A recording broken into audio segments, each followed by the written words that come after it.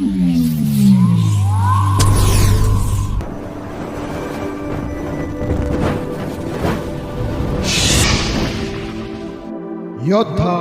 News channel.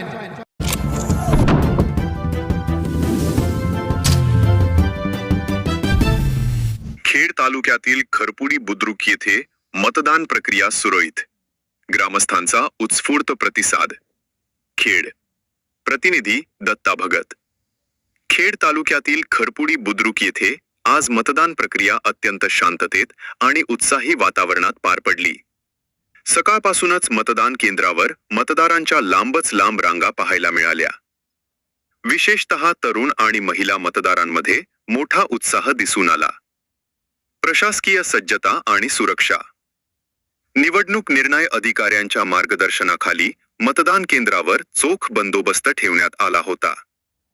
मतदान केंद्राबाहेर पोलिसांनी गर्दीवर नियंत्रण मिळवण्यासाठी विशेष नियोजन केले होते, त्यामुळे कुठेही अनुचित प्रकार न घडता मतदान प्रक्रिया सुरळीत पार पडली।